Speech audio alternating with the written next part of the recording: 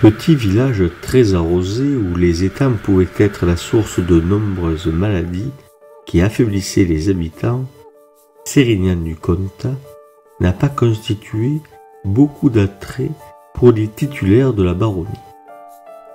Francis Raymond, dans sa grande et petite histoire de Sérignan, s'en fait l'écho plus d'une fois. La duchesse de Bouillon semble n'avoir pas plus d'intérêt que sa mère pour ce petit bout du monde. Henri Robert, son héritier, ne se signala pas, et son successeur, retiré à Genève en raison de son protestantisme, paraît ne s'être jamais soucié de ce village dont il ne faisait qu'encaisser les rentes. En fait, si l'on y regarde bien, c'était ça, Sérignan, pour ces aristocrates qui voyaient, un beau jour, échoir dans leur patrimoine ce petit village dont ils n'avaient jamais entendu parler et qu'ils ne verraient sans doute jamais. Une rente, seulement une rente. D'ailleurs, la baronnie de Sérignan sera maintes fois cédée, afin de constituer, pour leurs titulaires, le moyen d'apporter une grosse somme d'argent frais. C'est ainsi qu'Henri de Lamarck la vend le 10 juillet 1634 pour 216 000 livres. Toutefois, le testament de Jean de Poitiers, titulaire historique et notoire de cette seigneurie, sorte d'ancêtre tutélaire, n'avait pas autorisé ses descendants à se séparer de cette baronnie. Tous les actes furent donc cassés par les tribunaux compétents.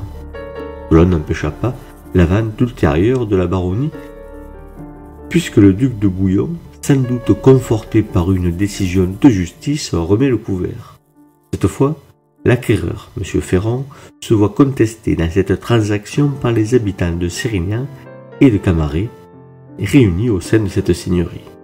L'affaire tombe à l'eau, les villageois de Sérignan et de Camaret qui avaient voulu se délester des droits féodaux, pesant sur eux, en les rachetant, se ruinèrent en frais de voyage et d'avocat. Tout ça pour ça. Cette volonté de se défaire du corset seigneurial s'était alors traduite dans le paysage urbain villageois par la construction d'une tour de l'horloge, symbole notoire des libertés communales.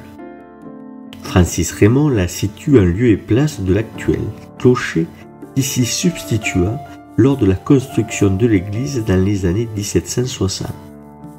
La baronnie passa de main en main au sein de la même famille, tenue de garder cette seigneurie en vertu des testaments susmentionnés, jusqu'à ce que les habitants de Sérignan, selon les dispositions de la nuit du 4 août 1789, furent dans la possibilité de racheter les droits féodaux d'un montant de 40 000 livres. Sérignan se libérait enfin de ce joug. C'était la révolution, c'était la liberté, un temps du moins.